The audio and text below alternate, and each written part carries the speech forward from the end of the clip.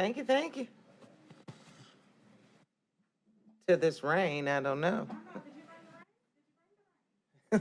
No, we didn't have rain.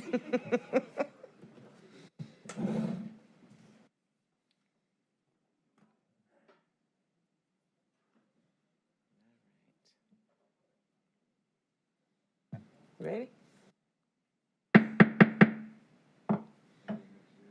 Good afternoon. I'd like to call to order the Health and Human Services and Aging Committee, September 22nd at 1:02. Can we have a roll call, please, Madam Clerk? As a reminder to all in attendance, this meeting is being recorded and live streamed on the county YouTube page. Calling the roll, Ms. Conwell, Present. Mr. Sweeney, Present. Ms. Brown, Here. Mr. Miller, Here. Ms. Stevens. Ms. Stevens is absent at the moment. We have a quorum. Thank you. Anyone signed in for public comment? No, Madam Chair, no one signed in. Approval of the minutes. Can I have a motion to approve for July 28th meeting? I make the motion. Brown. Second, Sweeney. Moved by Brown, seconded by Sweeney. All in favor, say aye. Aye. Thank you. Two contracts that is referred to the committee for today. In terms of presentations, the kinship care will be omitted at this time, but we will continue on with the Office of Homeless Services.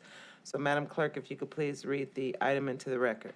Resolution 2021-0214, authorizing an amendment to a master contract with various providers for SNAP Supplemental Nutrition Assistance Program to Skills Employment and Training Services for the period October 1st, 2020 to September 31st, 2021, to extend the time period to September 30th, 2022, and for additional funds in the total amount not to exceed $1,108,274. Thank you.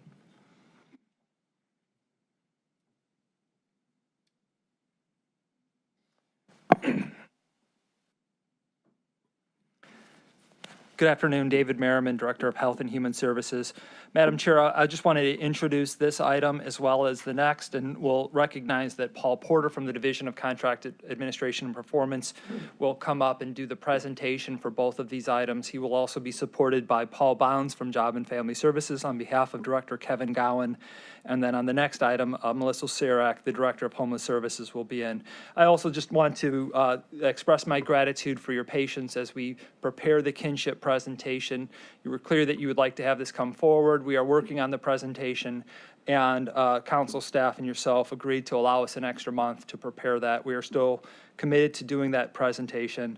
And I know that Director Weisskettel shared her appreciation for really the opportunity to come forward and talk about something that is extremely important to the county and is called, there's been quite a bit of attention as the state has implemented the program at their level as well as the county.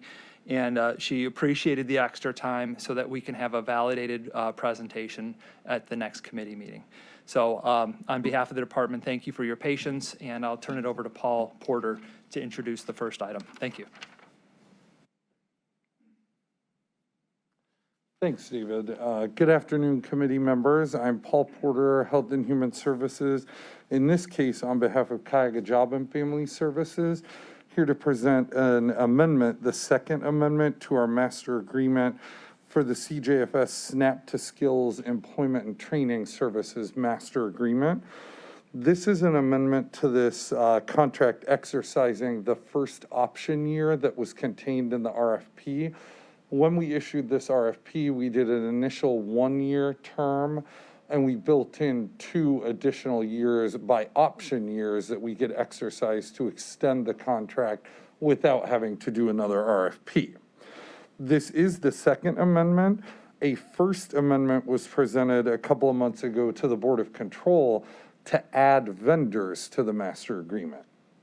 Based on the initial funding allocation from the state, we initially made an award to 4 vendors under the original master agreement, and we added the remaining 4 respondents to the RFP with amendment number 1. This does represent an annual funding increase because we were successful in asking the state for additional funds. The initial master agreement with the first 4 vendors was $428,667. The amendment to add 4 vendors was $481,000. Oh, I'm sorry, I have that reversed. The original agreement was $481,100.25. And then the amendment was $428,667. This funding for year 2 is $1,108, effective 10/1/21. So it does represent slightly more than $150,000 in additional funding over what the year 1 value was. We do have several vendors here today on behalf of this program. If you'd like to ask them any questions about their experience delivering the services.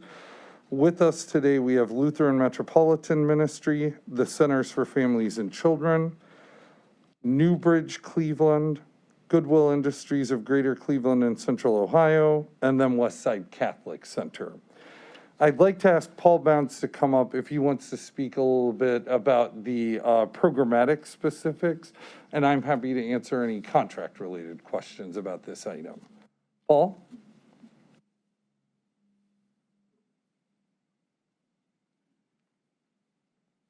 Thank you, Paul. Good afternoon, committee. I'm Paul Bounds, Cjfs.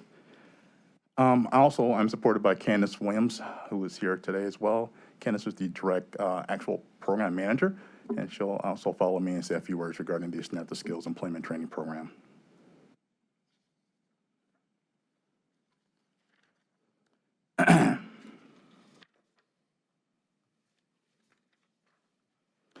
The Food and Nutrition Act of 2008 provides that the purpose of the Employment and Training Program, or ENT, is to provide Supplemental Nutrition Assistance Program participants, or SNAP participants, opportunities to gain skills, training, or experience that improve their employment perspectives and reduce their reliance on SNAP benefits. Additionally, the ENT program offers a way to allow SNAP recipients to meet their work requirements stipulated by the Act of 2008. The Act mandates that all non-exempt SNAP registrants register for work activities. As I mentioned, the purpose of ENT is designed to be a program and component to assist SNAP participants to become gainfully employed, access training, work experience, or these types of things to increase their ability to attain regular employment. The components of an ENT program, such as ours in Cuyahoga, are designed to move the clients promptly into employment. As with the TANF program, work activities requirements are applied to SNAP recipients. As a condition of SNAP eligibility, individuals may comply with SNAP work requirements unless otherwise exempt. So work requirements are a couple of key things, and those are the things that most of our providers do. Those work requirements can cover a number of services such as job search, job readiness, work activities, or a work experience.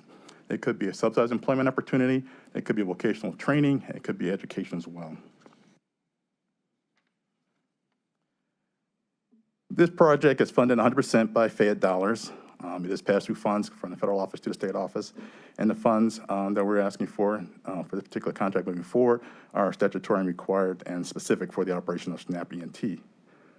So some of the general overviews regarding the compliance and requirements of SNAP. I'm going to invite Candace up to give you guys a little more information regarding the actual program operation of SNAP ENT. So Candace?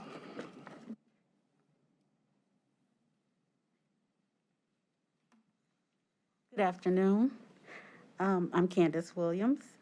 SNAP ENT offers a variety of activities for participants, including participant assessment, employment and training activities, and supported services. Clients are assessed for SNAP ENT eligibility by Cuyahoga County eligibility specialists, and if found eligible, are further assessed for employment, training, barriers by county eligibility staff and by the providers. Providers offer one or more of the following services: supervised job search, work experience program, educational programs, vocational education, and job readiness. If it's found that the client needs supportive services to be successful in the program, they are granted transportation allowance, dependent care costs, uniforms, supplies and books. Each client participates in one or more components of the program, so they can be engaged in multiple components of the program, such as vocational training and job readiness at any particular time. Some of the barriers that we found is that many participants are still experiencing the effects of COVID. Access to safe childcare is one of the barriers to employment for some clients. A survey performed by the Seattle Job Initiative, which is one of the contractors that offer technical assistance to the program, found that clients have difficulty prioritizing job search during this time. And also some of the barriers to the program is that we are still under some state waivers. So we still have the able-bodied adult without dependents, which is our ABOD, time-limited suspension. And this requirement suspends time limits for SNAP ABOD participants during the national emergency. Also, the good cause waiver, and good cause is granted to all participants for program failures throughout this time. Access to technology is a huge barrier for this population. The SNAP ENT providers have addressed this issue by providing basic computer boot camps for participants. Many of the providers have connected clients with PCs for People, which is another community organization. Clients have been issued free laptops and hotspots by PCs for People. Also, a few providers have implemented a technology loan program where clients can have stable hotspots for internet access and laptops that they can borrow throughout their engagement in the program.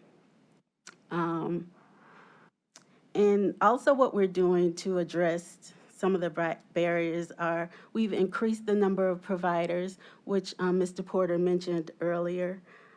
So we went from 4 providers to 8 providers to increase the number of services that we're able to provide to clients. Also, we've provided technical assistance, which I mentioned earlier, which is with Seattle Jobs Initiative. We also provide program monitoring and collaborations with Ohio Means Jobs and the healthcare sector. I just want to follow up on some of the points that Candace addressed. We have a very robust program, and by having a large number of providers, it gives us the flexibility to provide the best available services to our customers. And she did touch on some of the barriers, and that's the thing I want to sort of address and kind of expand on. The SNAP population, traditionally people assumed that they were more work ready than the typical public benefit recipient. But we've seen through COVID and through the past 2 years, that's not necessarily true. So we've seen that they come to our program with extended barriers that our providers have taken a lot of time, as well as our Cjfs staff, to help address that and try to figure out ways to help them become more employable. So we really looked at the SNAP ENT model as something that's innovative, something that's really fast growing, something we see that there's a great benefit for, and we ask that you guys to consider the resolution. At this time, we do have some community partners, which Paul Porter mentioned earlier, and if you would like, we'd like to have some of them come up and give you guys some overviews regarding their particular program and how they serve some of our SNAP customers. Okay, great. Excuse me, just as a friendly reminder, in keeping with the administration's mask policy, we respectfully request all those approaching the podium to keep your mask on, please. Thank you.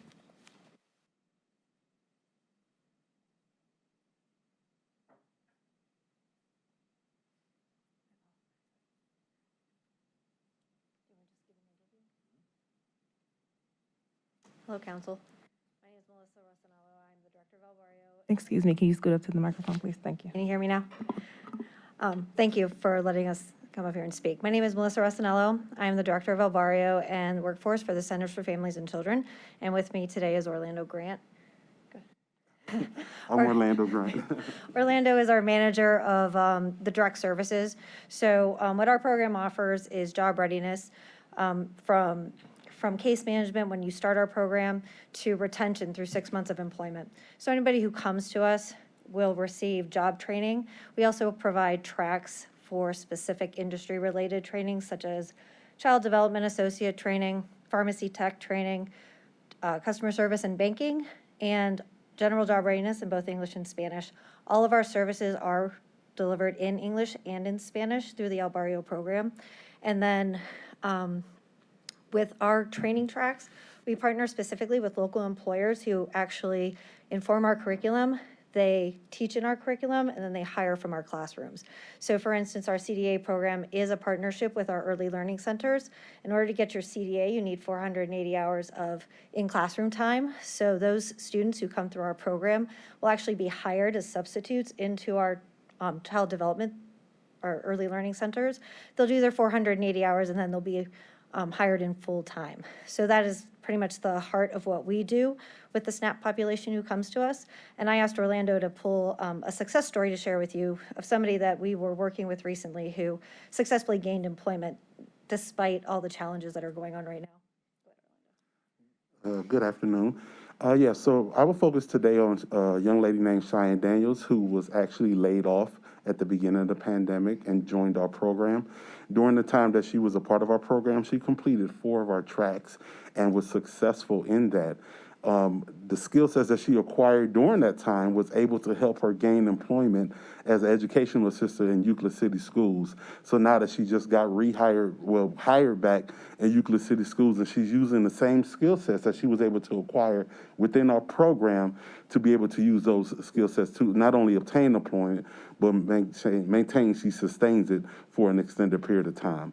She was very engaged in the program based off of information that was collected. She was very supportive of our program and the impact it had in her and helping her gain that employment, and hopefully will be a part of her success for the next, for foreseeable future in her employment. Excuse me. Director, with the issues of people returning to work, have you seen an increase in your programming? Yes, absolutely. We have seen pretty much record numbers of people, and we've seen a lot of people who've come to us through the SNAP program who are first-time users of the system, because these are people who were working, have been working, and maybe traditionally did not need access to those services. So the whole scenario is very new to them, the requirements, the expectations. So a lot of people who are entering the system who may never have taken advantage of it before. Thank you. Any questions? Councilman Miller?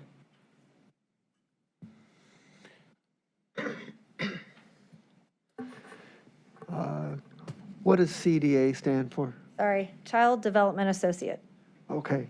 And may I ask a couple questions of the director? Can you give me a summary of who's exempt from the SNAP work requirements? Certainly. So exemptions are really defined by a couple of key things. We determine based on federal guidelines if a person has the ability to participate in an activity. Therefore, do they have the physicality, and do they have the competencies? So those people who don't have dependents, who are of a certain age, and don't have any particular barriers from preventing them to be engaged in an activity on a number of hours per week, are those the ones who are qualified as work activity or work active. Those who are exempted are typically those who have dependents, who have disabilities, or are, for some particular reason, unable to participate in activity through some type of an ailment or impediment. And when we're not under emergency conditions due to COVID, are people who are not exempt, are they taken off of SNAP if they don't do the work requirements? So in a normal environment, a non-COVID environment, we do have requirements regarding their number of hours or to participate in an activity per week and per month. For those who do not meet those requirements, they could meet a potential sanction, which means it could be a loss of services. But currently now under COVID, we do have a waiver to allow for that, so that does not take place. Okay, thank you. All right, so if you guys will allow, I'd like to invite one more provider up. We have Newbridge.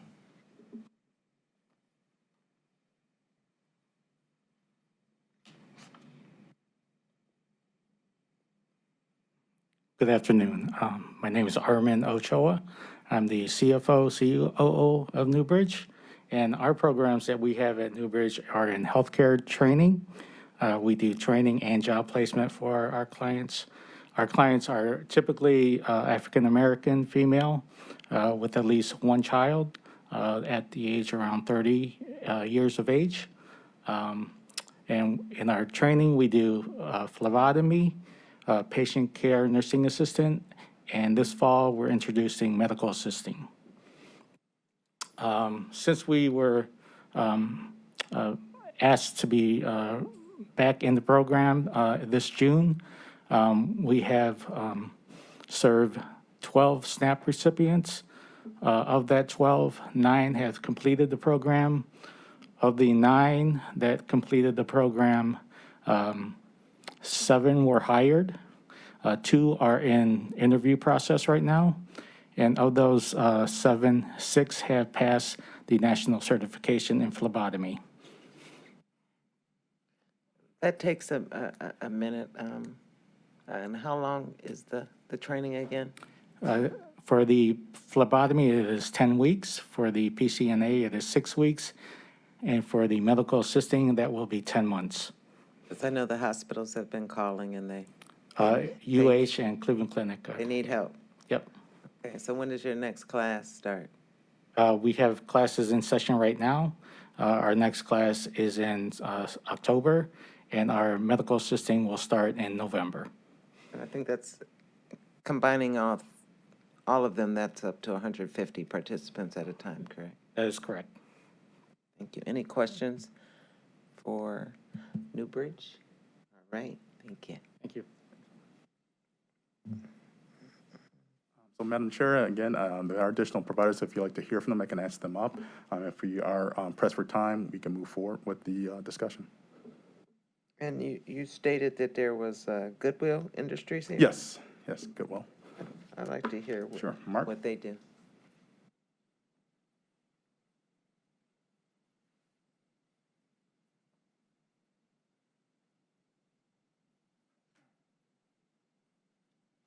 Good afternoon. I'm Mark True. I'm the COO of Goodwill Industries of Greater Cleveland and East Central Ohio. We are a new entry here to the SNAP ENT, SNAP to Skills program here in the county. I believe have a few referrals that have come through. Our services provide, the services that we provide are the job readiness, job search, and then we are also providing digital literacy training. We offer a basic digital skills training program as well as Microsoft Office specialist certifications. Our program, again, really begins with intake and trying to provide that wraparound picture of where that individual is at, what services are necessary to help them be successful with job search, job readiness, help them to participate in career exploration activities and identify where they'd like to go from a job and a career standpoint. And so we've served the community here for over 100 years. This is a new endeavor for us when it comes to our workforce programming and working with SNAP ENT, and are really excited and grateful for the opportunity. Thank you. Questions I can answer? Councilman Miller. Because of the current demand for workers, are you finding more success than usual in getting placements? So I do think that we've actually placed more this year than last, and even actually going back to 2019 with our programs. I think what we're beginning to see is that there's we're beginning to see jobs with different skills needed. And again, I think that's really where this program is going to provide us the opportunity to help get people connected to skills and training programs, as well as some of the other work that we've been doing here locally with the Ohio to Work program and getting people into short-term certifications. So we have placed more. We're seeing a bit of a different skill set necessary for some of the jobs that are open, though, as well. To the director, how many of, off the 8 list, which ones are new? I believe we have 4 new providers, or newer. They were added to our last amendment. That's correct, right, Candace? That's 4. Okay, do you know which ones on the list? I don't remember the county public library being one. Yes, so the newer providers, which are added to our last amendment, are Newbridge, the County Public Library, Goodwill, and I can't remember the 4th. Who was it, Candace? Westside Catholic Center. Can I hear from the other 2 new providers, which would be West County Public Library and the Westside Catholic Center? The county library is not represented today, but if you'd like to hear a spokesperson from the Westside Center, they're here in attendance. Okay.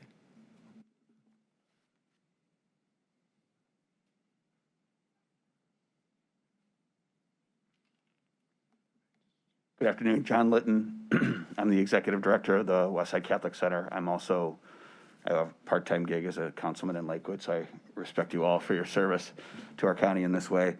The Westside Catholic Center provides food, clothing, shelter, and advocacy, as well as a path to self-sufficiency to all who come in need, regardless of SNAP eligibility or whatever the case may be. And we do that through a number of programs, not the least of which is our workforce development program, an 8-week classroom-based program, as well as we had this bright idea in 2019 to open a restaurant that the Ohio City Pizzeria that employs our clients as well.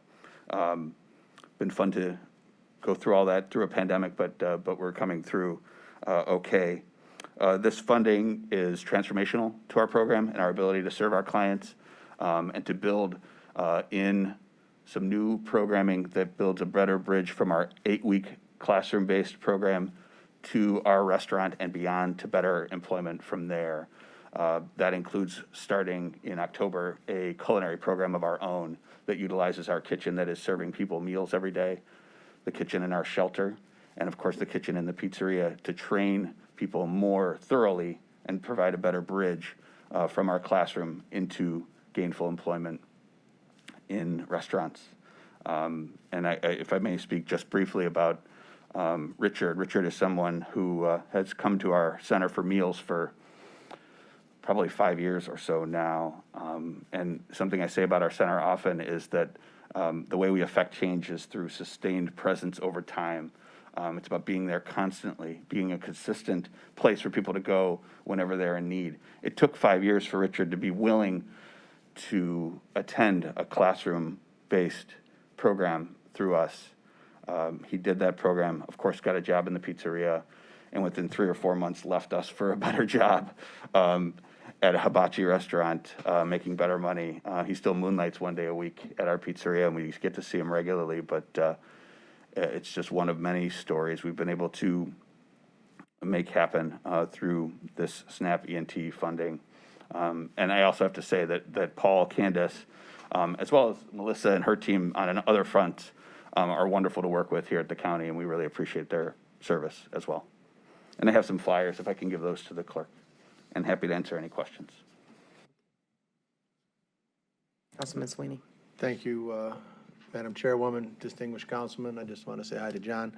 And just any dollars that we're investing with him is just going to be multiplied many times over. And the question, just because Catholic's in your name, it's not overwhelming Catholic, but there's a mindset there. But can you share with myself and the group what So our Catholic component would be? Sure, the Catholic piece comes initially from our founding, of course. We were founded on the near west side by a bunch of typical Catholic. It's like a bunch of priests had an idea. The parishes on the west side, they had people coming in need and didn't know what to do. So they banded together. But in typical Catholic fashion, the priests had an idea and the nuns did all the work. And so the Sisters of St. Joseph took it from there and ran the place through its founding and helped to build a foundation that makes it what it is today. I stress as well that our mission statement says all who come in need. So that we will help. We don't help people because they're Catholic. We help them because we are. It's not Catholic-centric. I just want to make that crystal clear. And that's important to us. Thank you, Madam Chairwoman. Thank you. Thank you. Thank you all to the new providers that stepped up. We have many of individuals, as it was stated here today, that need employment and need an opportunity to move forward with their lives as we all suffer through this COVID-19. I did have a question, a few questions for Mr. Bounds. How many were served? I guess I don't even know if I want to say 2020, but Sure. served in the program. Looking at our last program data, so we referred 277 individuals who completed well over 300 components within the SNAP ENT program. Okay, and how many, out of that 277, how many found employment or were considered successful in your eyes? Well, we define success by completing a component. Okay. So in that case, over 270 did. Of that 277 which were referred, 129 were placed in full-time employment. Once a job or employment is found, does SNAP benefits continue? It depends on their income threshold. So SNAP, like most public benefits, has an income threshold. So depending on the type of job the person receives and the type of benefits, as well as the wage, will determine whether they can have their benefits either reduced or eliminated. And are most of these components or tracks geared for them to make $15 or more an hour? Well, our average wage during the last program was $12.68. So we do have protocols that we do discuss with our providers regarding finding high demand occupations. But again, a lot of it's really predicated based on the skill sets that the individual brings to the table. So as you heard from some of our providers, obviously they're well prepared to help find the best opportunity for the individual. But the one difficult thing we need to also take into account that oftentimes individuals who are some of the lower threshold individuals may take 2 or 3 jobs before they hit that one, to maintain and connect to that one job. So finding that first job, although the wage is not at the $15 threshold, it doesn't eliminate the potential for them to keep moving towards that next stress point. And I had one final question. For the able-bodied participants, that's extended until when? So we just got clarification on that actually this week, and let me look at my notes because I don't want to speak out of context. I believe it was extended for another program year, but if I can find the exact date, I'll tell you.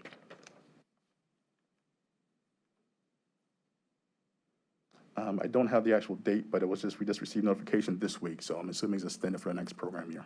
Okay, and so put my mindset into what your year is from now until next year. Typically, a program year runs from October to September. Okay. Any questions from anyone? Hearing none. Thank you. Paul, I guess. Thank you, Mr. Bounds. You're very welcome. Thanks, Councilwoman Conwell. I would ask, because this does have an October 1 effective date, if it could be approved at the next council meeting, I believe on the 28th.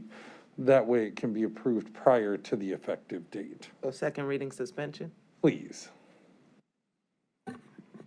Anything else you'd like to add? Just that, as Paul Bounds indicated, this is completely federally funded. We don't have local dollars that we have to commit to this program.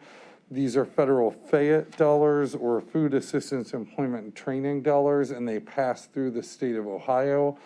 The state has been a good partner with us when we said, we want to bring these additional vendors on after we had started out the contract with the lower number of vendors. They worked with us to identify the federal funding and add those funds.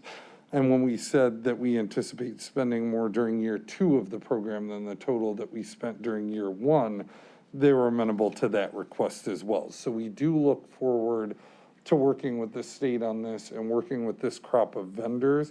And there is one more option year remaining. So this amendment extends the contract to the end of September next year. We would have one potential amendment remaining and then we would RFP it out again during that final program year. For services to start, I guess that would be October of '23 in that case. And in terms of the new providers that came on, how was it assessed or determined that more were needed in between an option year? Sure. So I think when we looked at the availability of funds and what our spending was on the existing vendors, when the opportunity presented itself to ask the state for additional funds, we decided to bring on all of the vendors who had submitted a proposal. I think initially we were looking just at, the funding that we had available, and it wasn't really enough to spread around to all of the vendors that responded. But when the opportunity came up for additional funds, we were able to bring in the remainder of them. Okay, thank you. Any questions for Paul? All right, seeing, hearing none. I'll ask for a motion to move this to the full body under second reading suspension. So moved. Moved. Second. Okay, it was moved by Miller and seconded by Stevens. All in favor, please say aye. Aye. Thank you. Thank you, Paul. Thank you. You're up for the next one?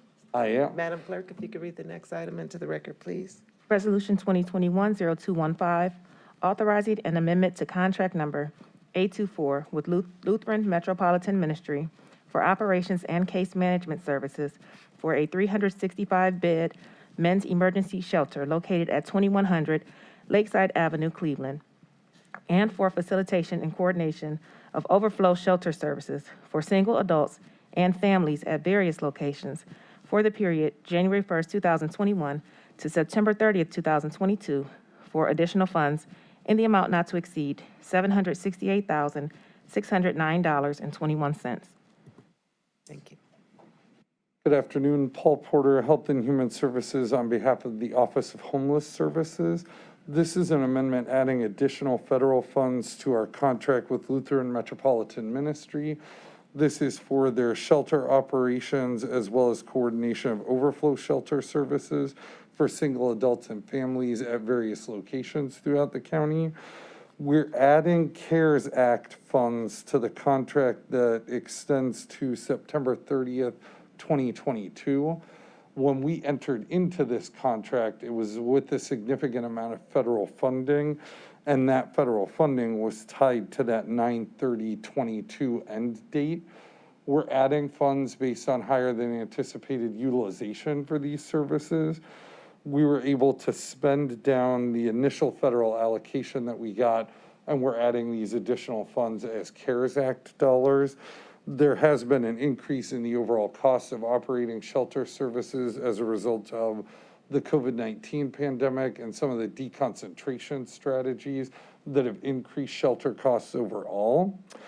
I do have Melissa Sirac here from the Office of Homeless Services who can talk a little bit more programmatically about this. But again, we're not extending the contract. We're just adding additional funds for the same services that the vendor has been delivering. Melissa?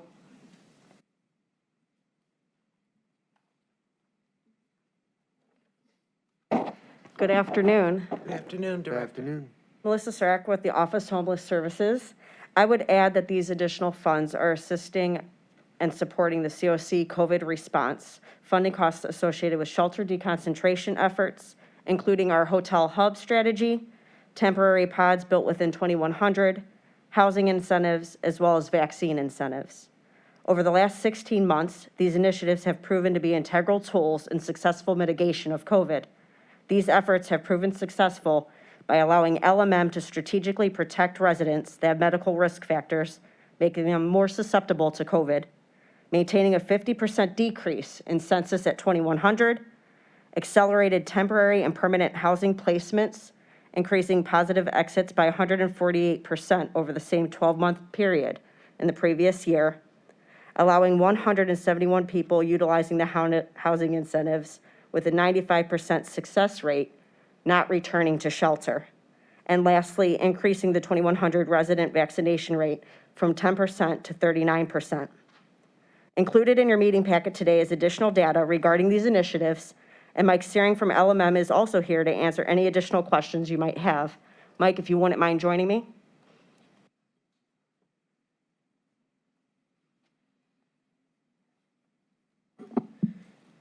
Great. Thank you, Melissa. I just wanted to, Michael Searing from Lutheran Metro Ministry, Vice President of Housing and Shelter. Also, Maria Fosha, our COO, is here as well. But I just wanted to say thank you to the county and Office of Homeless Services in particular to really quickly strategize, fund, and launch the initiatives that Melissa has shared. I think the single most important data point that shows the success of these initiatives is a 4.3 COVID positivity rate. And this is on over 2,400 tests at 2,100 Lakeside Shelter, which is the state's largest congregate shelter. So I think that's a testament to all of the work that we have done. I also wanted to add that we have some additional information we just put on LMM's website. It's about an 8-page document, COVID response. It highlights the things Melissa shared, their successes, a little more narrative around it as well. And finally, I wanted to thank the county for the longer-term vision of securing 2020 Lakeside, the building and plot right next to 2100. That'll ultimately provide us 50% more space for further concentration of shelter. So I appreciate that, and if there's any questions for either of us. Sweeney. Thank you, Madam Chairwoman. Thank you for coming today.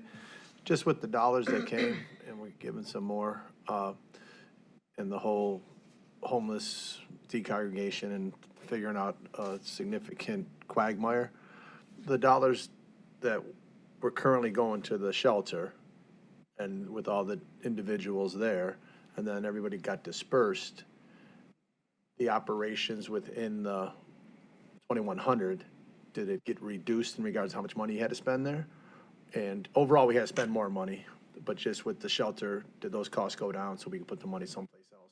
Or it's like a fixed cost in there because it's water, sewer, lights, but less people. What would be the reduction for that particular moment in time? Just for curiosity. Yeah, good question. The fixed costs are substantial. I think the variable costs would really be lower meal cost at the shelter, thanks to Central Kitchen, Ian Marks, who did the meals at all of the other sites as well. So while in total there was a higher meal cost, the 2100 specific cost was lower. Yeah, and I was just through the chair just thinking about laundry and the beds and whatever, medical treatment, because there's less people there. So it wasn't a significant drop, even though there was less folks, because we're still talking about a universal thought process of how we're going to handle and improve the homeless situation and get back to permanent supportive housing or whatever we're going to do. So that was my mindset on asking those questions. Thank you, Madam Chairwoman. Director Sirak, will there be some additional contracts for other providers in the homeless continuum, like this one, coming before council? Yes, we are looking to extend some of the initiatives, COC wide, including the vaccination incentives as well as the housing incentives. Due to the hotel hub strategy wrapping up and the urgency around that time, we piloted those initiatives with LMM and Mike Searing and have seen such great success. So yes, we are looking for additional funding so that can expand across the continuum and benefit all. And will there be enough CARES Act funds for that? There will not be additional CARES Act dollars. We are including it in our recommendation for ARPA funds. Thank you. Any questions? All right. Hearing none. Thank you both.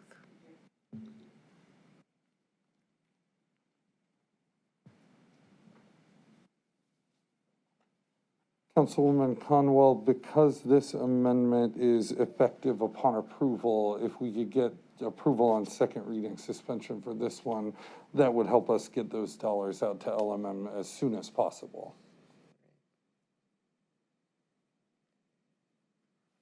Can someone make a motion to move this to the full council under second reading suspension?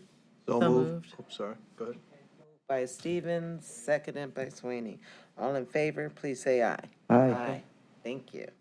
Thank you, Paul. Outstanding job. All right, presentation today, we will have, and let the record reflect that Councilwoman Stevens is in attendance, and we will have a presentation by Director Sirak from Office of Homeless Services.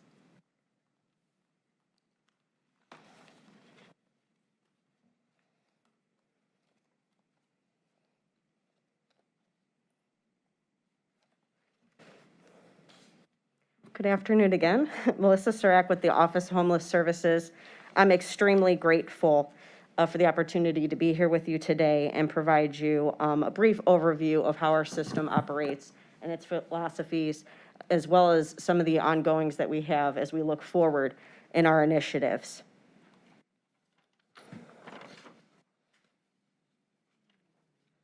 So the Office of Homeless Services, a little bit of history, was established in 1993, originally jointly funded by the City of Cleveland and Cuyahoga County.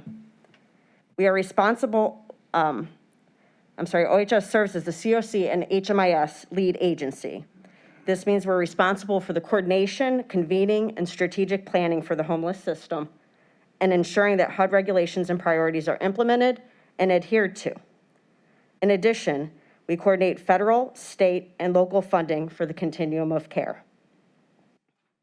And OHS also does staff the system administrator for the HMIS, which is a mandated system, serving as the technical point of contact for training, data, and reporting. OHS also has a 28-member advisory board that meets bi-monthly and is responsible for the overall strategies that are used within the continuum. What is the continuum of care? HUD refers to the COC as the group of community stakeholders involved in the decision-making process. The COC is comprised of homeless service providing agencies, as well as other organizations sharing a similar mission of serving the homeless community. All organizations are in this geographic area. Once established, the COC is required to appoint a COC board and to designate an HMIS lead agency and a collaborative applicant to assist with its responsibilities. Collaboratively, they look at funding and planning approach that helps communities plan and provide a full range of emergency, transitional, and permanent housing and supportive services to address the needs of the homeless persons.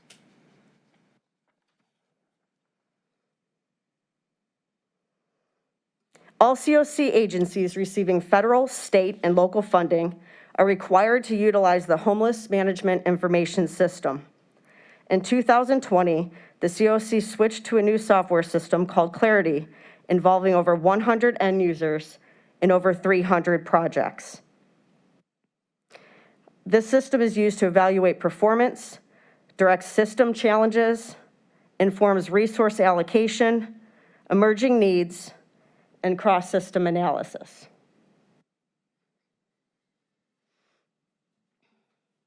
OHS works to leverage public resources to meet the needs of the homeless community.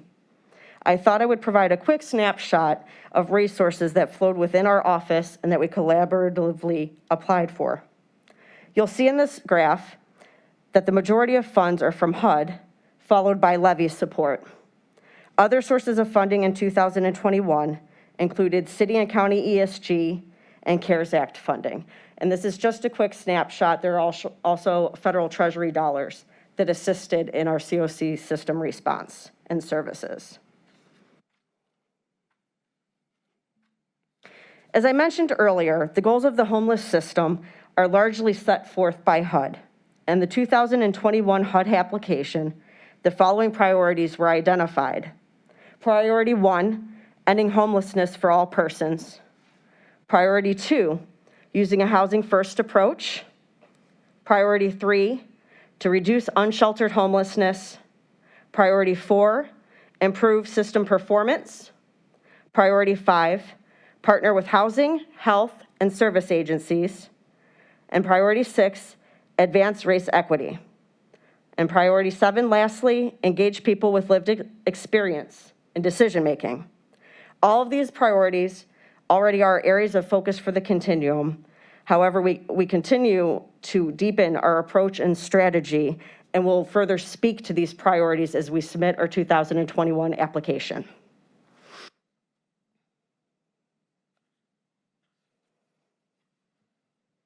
Wanted to provide you some additional data regarding a shelter in our system, which is one facet of our homeless crisis response.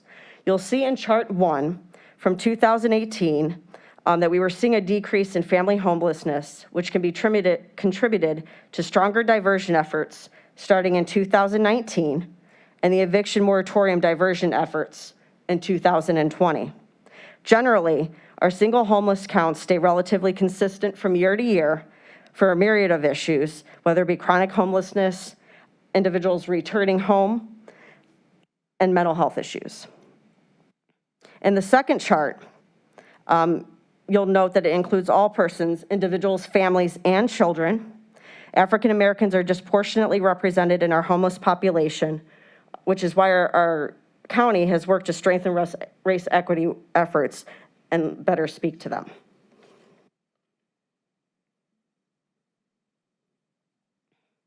Additional information is referenced regarding average length of time in shelter for individuals coming into our system. This data notes that for the individual counts and data, that clients are higher barrier with complex needs related to mental health, physical health, et cetera. These barriers are also obstacles to maintaining permanent housing, and there's also an increase in 2020, which we attribute to the pandemic. The single individuals residing in our shelter did go up in 2020. For families, it's decreased over the years, attributed to diversion efforts and increased rapid rehousing efforts, which we'll talk a little bit about as we move forward.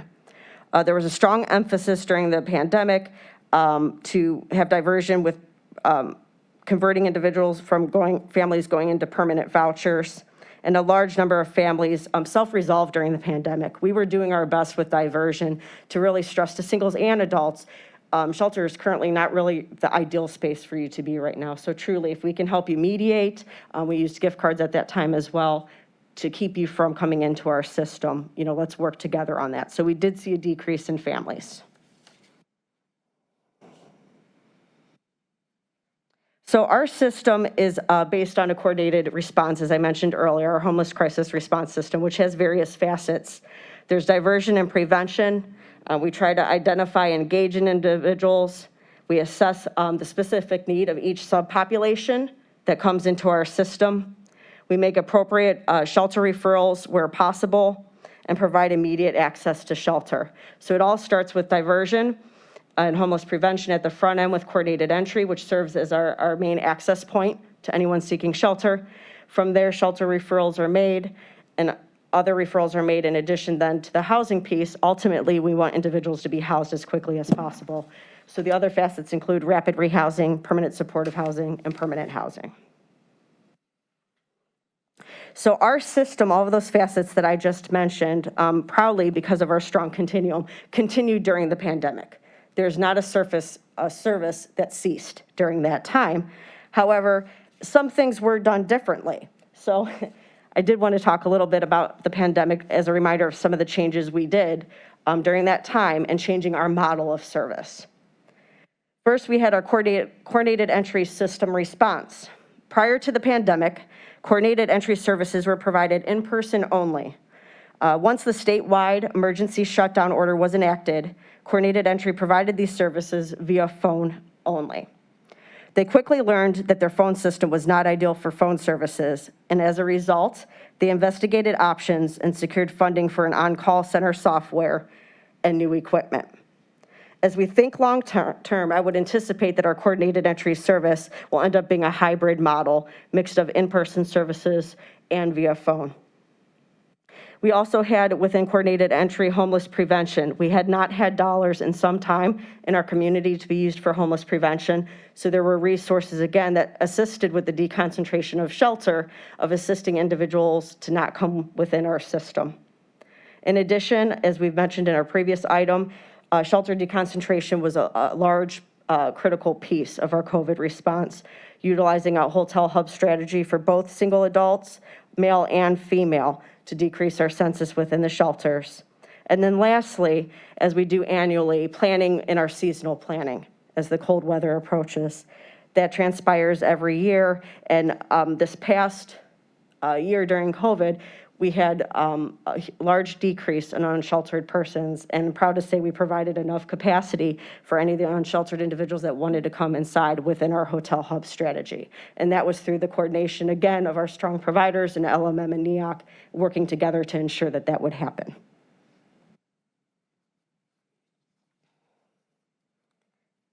As I've noted, our COC continued all facets of our homeless crisis response throughout the pandemic, one of which is our progressive engagement model.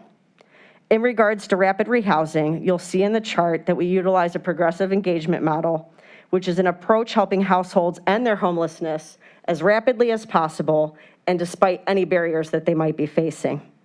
Rapid rehousing increases supports if needed, and it's important to note, as you'll see in this chart, even during the pandemic, we assisted 444 households in rapid rehousing. And one of the changes we had made was to expand the rapid rehousing assistance to 12 months, recognizing that one of the challenges we've seen over the pandemic is incentivizing landlords and expanding our landlord pool. So this recent modification we've made in hopes of opening up the amount of affordable housing units that we have to use.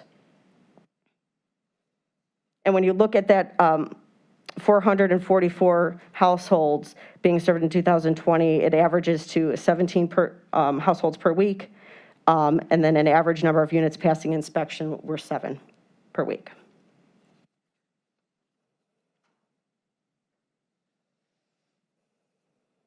So Housing First philosophy is a philosophy that was adopted some years ago that is strong within our system and adopted by all of the housing services that we provide. The Housing First philosophy states that anyone is ready for housing provided the most appropriate supports and as many supports as possible, despite any barriers they might be facing. Housing First believes that no one should be homeless, everyone deserves housing, and housing is the base for behavioral and physical health recovery. And our continuum stands beside this philosophy and operates as such.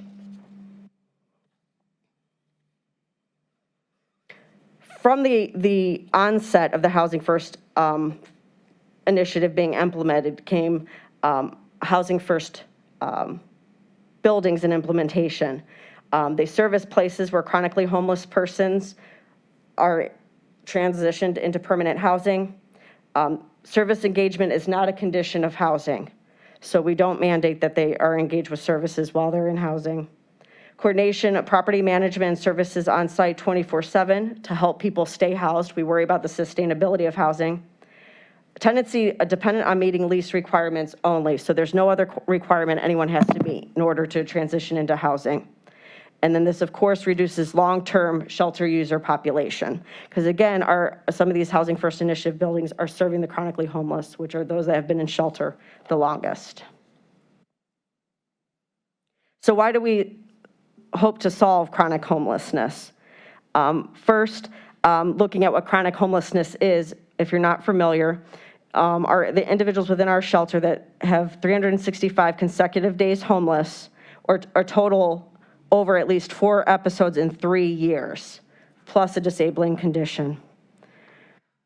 The chronically homeless are high utilizers of our shelter and are disproportionate amount of resources while cycling in and out of shelters, jails, emergency rooms, and the streets. It's also important to note that before 2002, the community's homeless shelters were overcrowded with individuals and disabilities, and hundreds were living on the streets. As a community, we knew we needed to create housing solutions for these individuals and help them achieve recovery. Our search for solutions led us to a national model and best practice, permanent supportive housing that locally we call Housing First. And again, this local initiative serves the highly vulnerable segment of this population and those experiencing those long-term bouts of homelessness.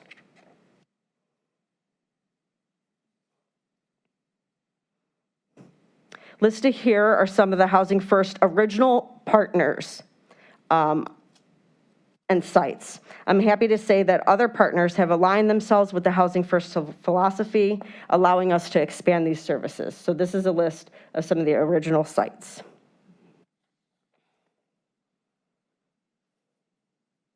In addition to the units noted on this slide, Housing First has another 280 scattered site units associated with these grants. Scattered site units account for approximately 25% of the PSH units. You might ask yourself, what happens in a Housing First building?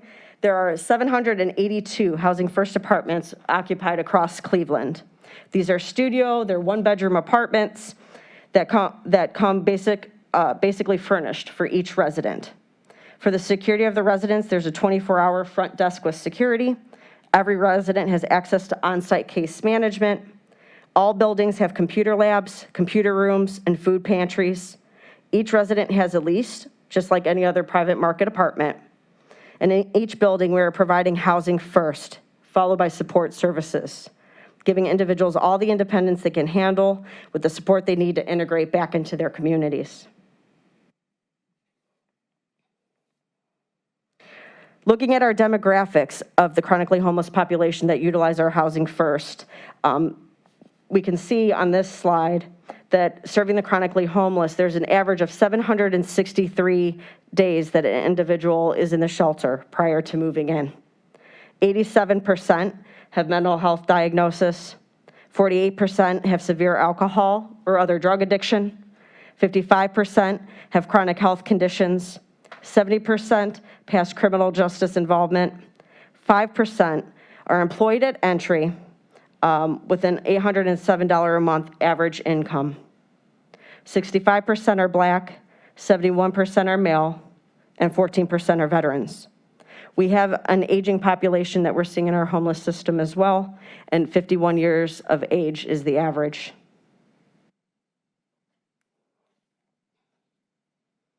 When we look at resident outcomes from our permanent supportive housing and Housing First initiative, the average length of stay is 50 months.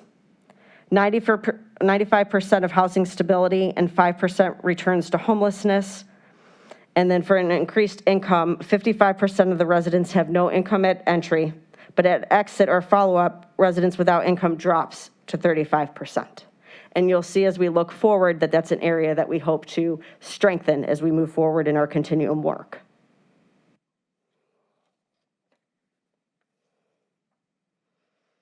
So why Housing First? It is a best practice model, but we've had effective partnerships within our continuum to track and record the success. There's an 80% reduction in long-term homelessness in Cuyahoga County since 2006.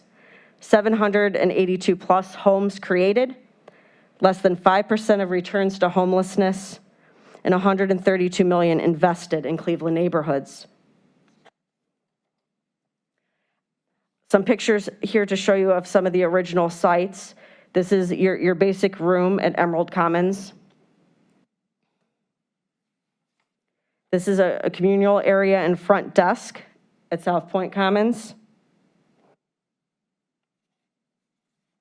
And this is Greenbridge Commons with 70 units. And I'm also proud to say that during the pandemic, even with everything going on, two permanent supportive housing buildings did open during 2020, and that was St. Joseph's Commons and Harper's Point. So just to note that wonderful work of the continuum. In addition to the PSH buildings, we also have scattered site locations, and both Housing First sites and scattered sites serve families and young adults as well. You'll see noted here that in 2015, there was an expansion to serve families and youth 18 to 24 years old in need of supportive housing. Nearly 150 dedicated scattered site units for families and youth. The rental assistance piece of Housing First is managed by Eden and case management provided by Frontline. And there's a recent focus on increasing income to support housing stability and prevent returns to homelessness. And we'll talk a little bit about that going forward as well. Before we talk about the demographic information, though, and the adversity that some young adults face prior to coming into our system, I thought it'd be nice here to list some of the strengths that they have. The youth come to us resilient. They're experts at what they need, as well as everyone else we serve within our continuum. They're strong, they're workers, they're students, they're bright, and they're really an added value to our community and our system, especially as we plan services around them.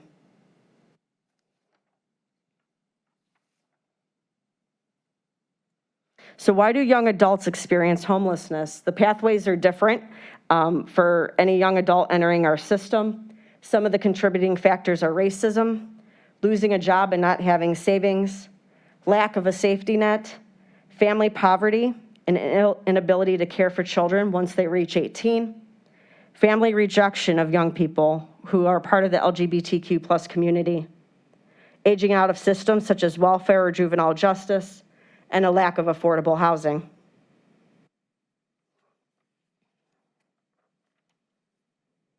Looking at some of the demographic information for the young adults that are coming from through our system, 52% are female, 21% are parenting while experiencing homelessness, 42% have a diagnosed disability. There is racial and LGBTQ disparity that is glaringly clear.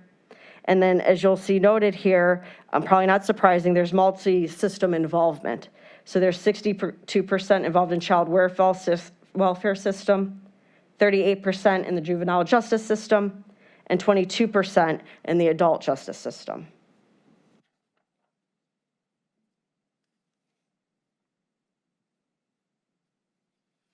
You'll see in this chart here that in 2019, 633 young adults ages 18 to 24 experienced homelessness in Cuyahoga County.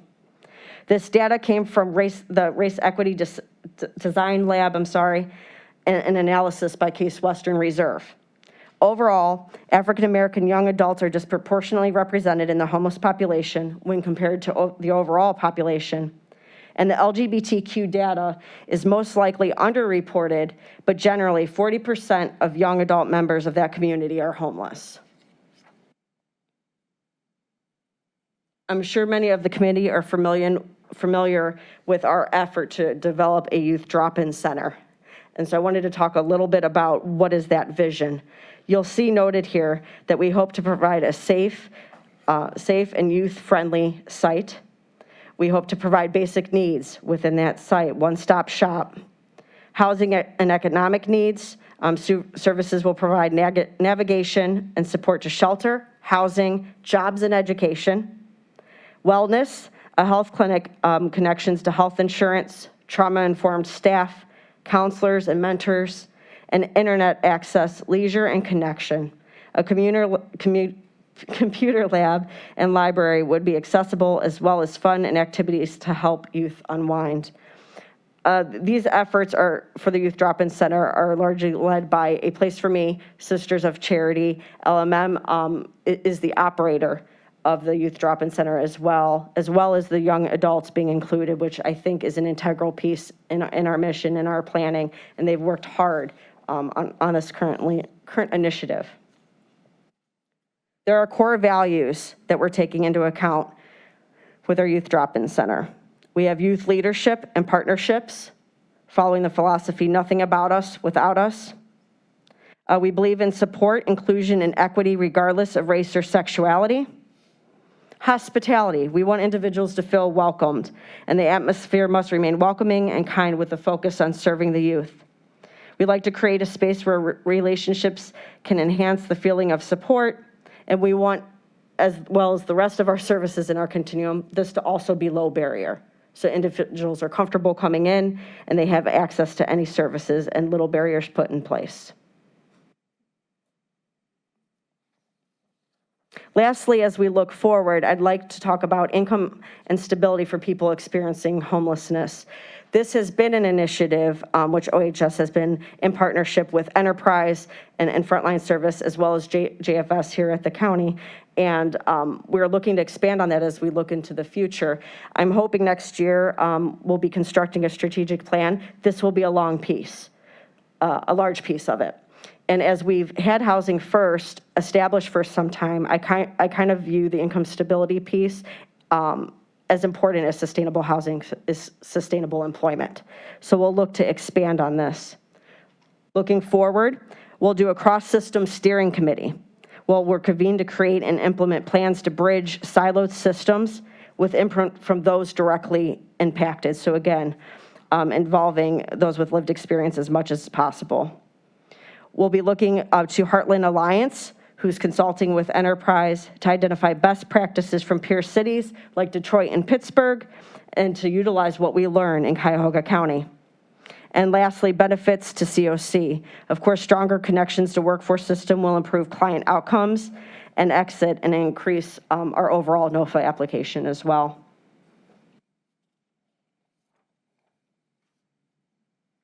Mentioning the collaborative a little earlier, there's an income and employment effort made by Cjfs. I'm doing dedicated case management for homeless families. They prevent loss of benefits and ensure families to receive all the benefits for which they're eligible for by creating streamlined access to Cjfs for family service providers. There's homeless service staff training and technical assistance from national experts, so they help staff integrate an employment and income focus into their work with households participating in rapid rehousing and permanent supportive housing. There's a connection to workforce programs to accept referrals and coordinate employment services, specifically El Barrio, Catholic Charities, Ohio Guidestone, and others. And of course, we're looking to track key data elements. So conversations initiated by staff, referrals, number engaged in local employment programs, and transitions to employment. I'll take any questions or comments that you have. I also have with me today Allison Gill and Erin Reardon. Director, who maintains the maintenance of the Housing First apartments? That Eden, Eden has all of them? I believe so. Eden has Norma Her as well, They do, not LMM, though. correct. Eden owns the building with Norma Hare.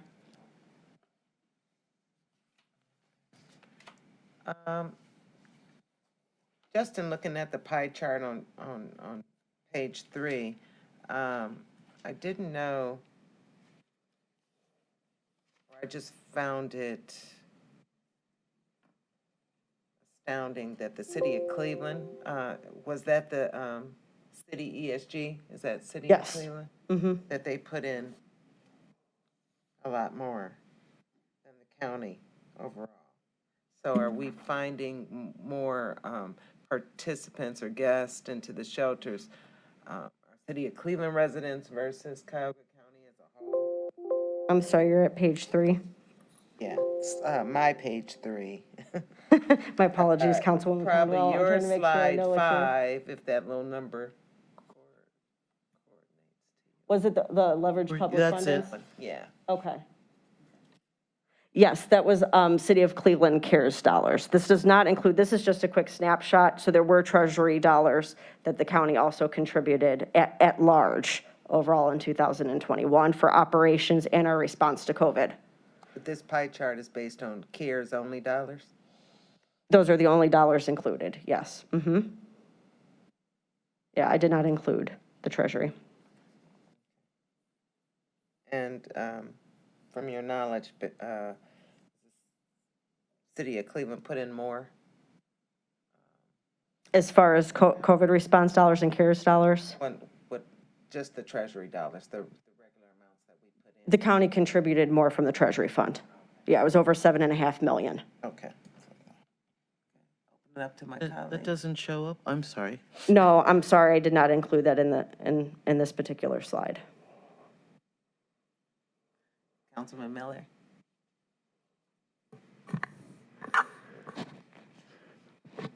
Madam Chair, Director, first of all, thanks very much for all of your efforts. This is a very, very difficult undertaking at a difficult time. And my first question is about principle number 7, which was engage people with lived experience in decision-making. Could you say a little bit more about that? Sure, absolutely. Looking at our continuum level first, I would say, specifically our advisory board, as well as some of the committees that we have that stem off of that. We have had for quite some time direct community representatives, is how we're referencing them, involved in those discussions. So we currently have 2 seats on the board designated for that, and our committees are all voluntary, as well as our board meeting, to where they can participate in all of those discussions, provide feedback, and their input is then taken into consideration as we strategically plan for our continuum. In addition to that, many of our continuum providers have done similar and involve those with lived experience daily in their conversations, in their operations planning and service planning. There are many that have that threaded through their work. It's a firm belief of ours. Thank you. And is coordinated entry currently by phone or in person, or is it mixed? Coordinated entry is currently still by phone. And what's the phone number for that? I should know that offhand. Yeah, I was gonna have her do the same thing, put it on. I in case someone wasn't out sure if there my team needs knew it offhand. I'm sorry, I don't know it offhand. I probably should. So could you send me that? I absolutely could. Okay, and is it your department's aspiration to move toward a non-congregate model for shelter? And if so, what do you see coming down the pike to move us in that direction? It is absolutely a goal in one of our COVID recovery efforts. I focused largely on the presentation today on housing because ultimately that still is our goal. And I think we all need to remind ourselves of that, is to bring someone from unhoused to housed as quickly as possible. But one of the lessons we've learned during COVID was largely how successful someone can be when provided a less congregate space and in a more independent living space, especially for those living unsheltered. So we currently are in transition of working closely with LMM as well as Norma Herr at making those modifications. So as Mike Searing mentioned, the county recently purchased 2000 and 2020 Lakeside that's adjacent to 2100.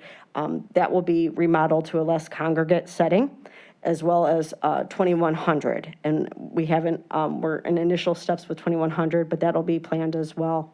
In regards to Norma Herr, which, as Councilwoman Conwell mentioned, is owned by Eden, and the shelter is operated by the YWCA.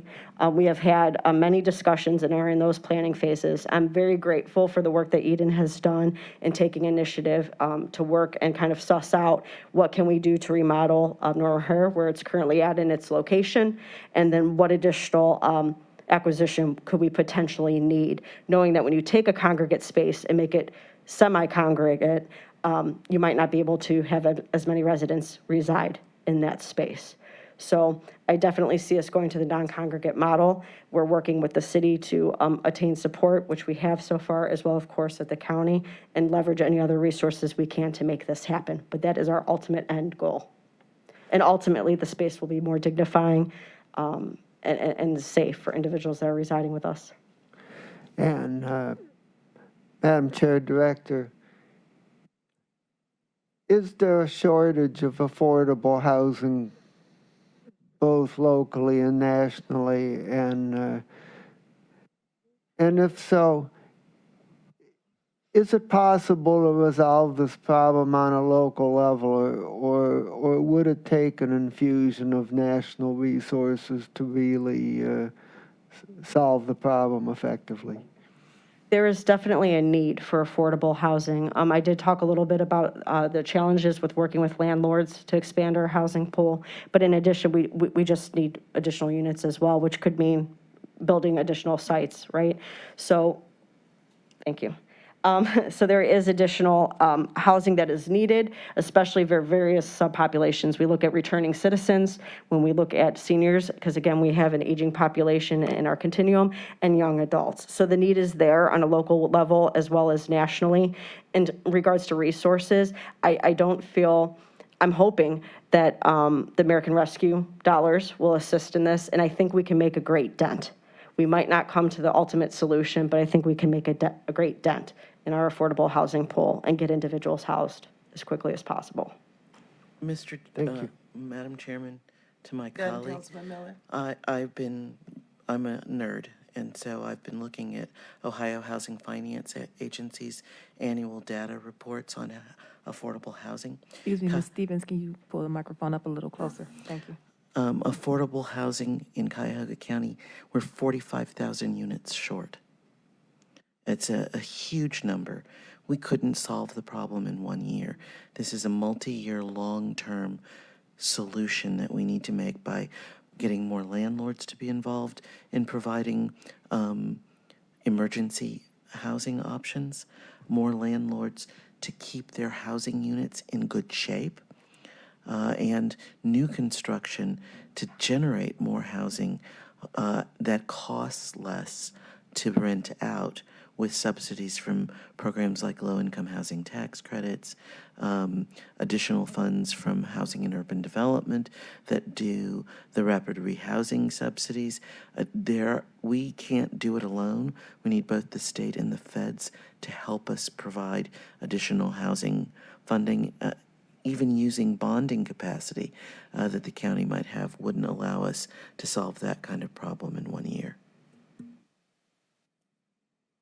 And if I may just add, Councilwoman Stevens, that's a great point. Our 700+ units that I discussed today took several years to establish. So it won't solve the problem, but it'll take some time to at least make a dent in it. And we've been very creative throughout the pandemic in regards to the landlords, providing double security deposits, trying to assist to pay for repairs. You saw we extended the rapid rehousing to 12 months. We're really doing everything we possibly can think of to expand that landlord pool.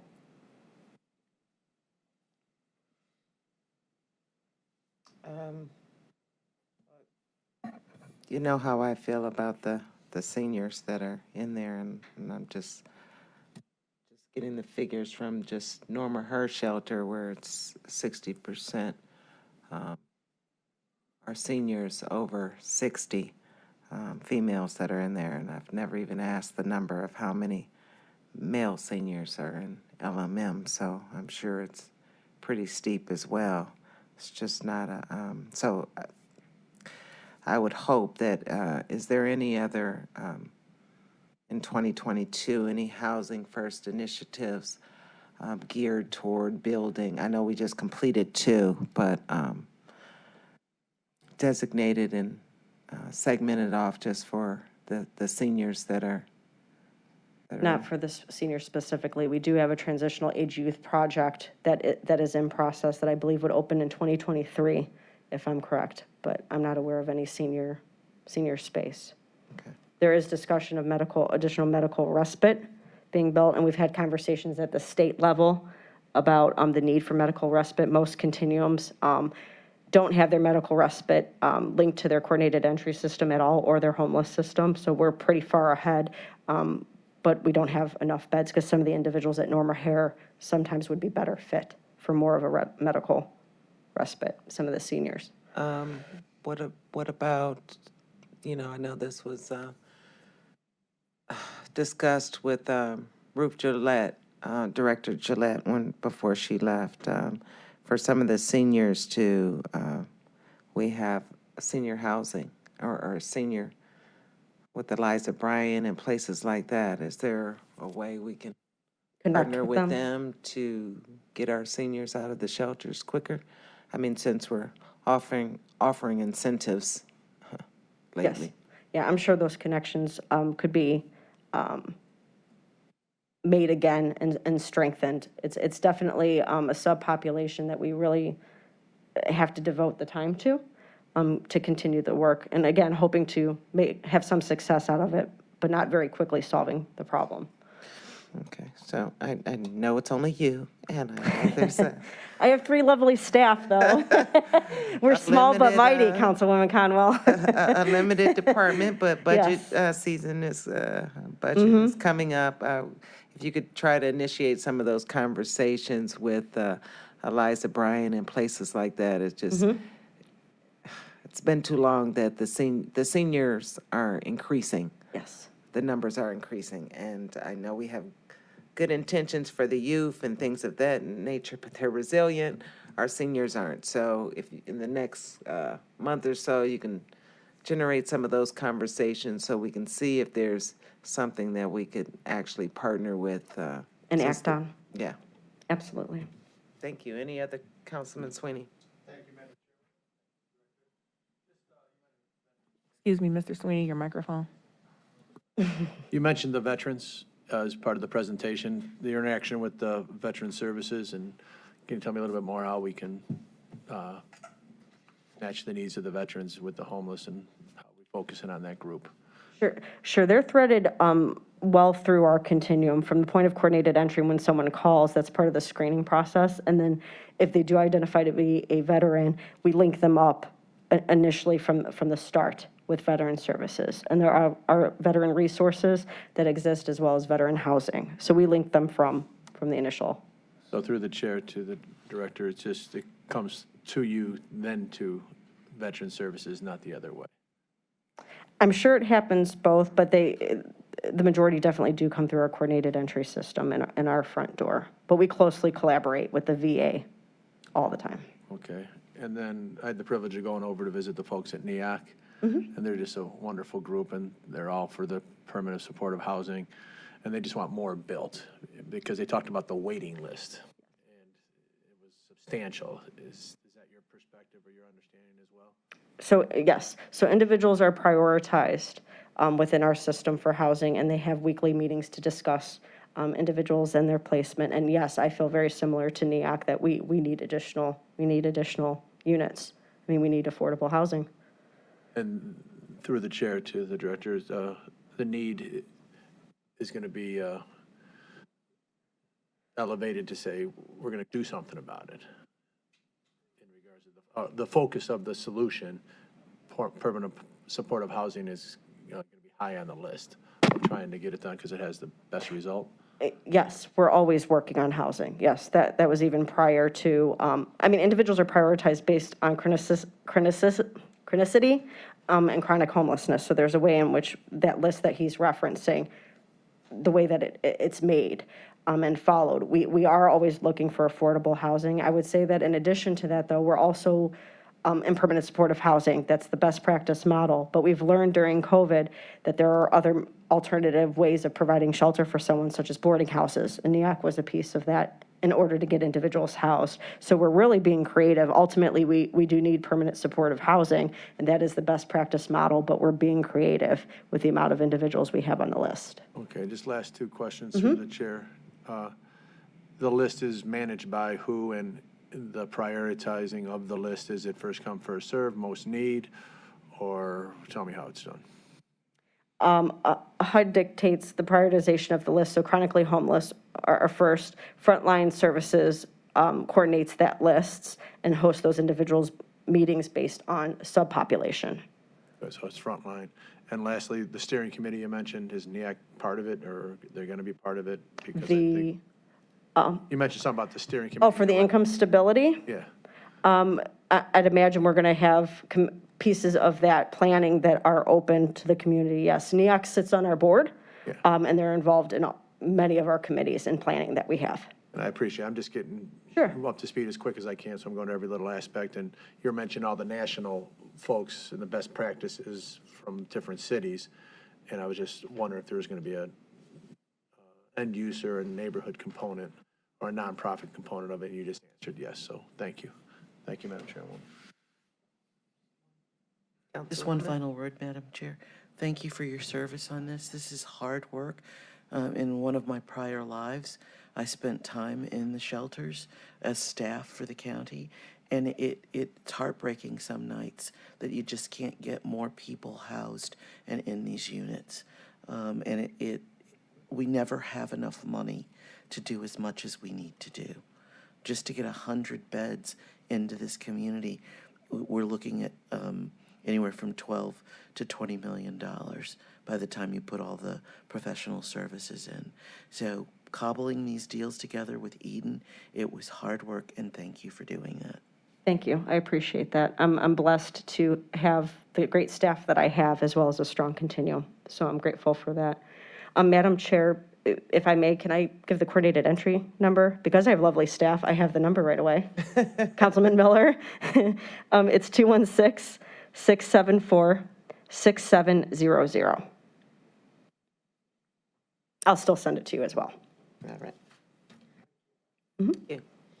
Thank you again for your presentation, your due diligence and the work that you do and stepping up to the plate to continue on the shoulders of Ruth Gillette. I believe, I'm trying to think of all the numbers of units since 2010 that have been built. It's quite a few, but not nearly enough with the Housing First initiative. Yeah. Over 700. Yeah. Mm-hmm. Well, you look at the units, but I'm actually thinking of the buildings. Buildings, but yes. yes, Yeah. but we've done a good job and we just need to continue. So thank you again for your service. Is there any miscellaneous business from anyone? Thank you. Hearing none, this meeting is adjourned. Good job.